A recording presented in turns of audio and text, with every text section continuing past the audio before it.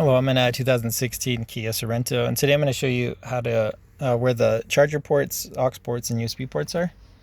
So under the center here, with that, you see an aux port, USB port, and a charger port. Another charger port here. And then under the center, you can see another aux port here. I don't know why I said aux port, that's a USB port obviously. And then towards the back here, you'll see two more charger ports as well.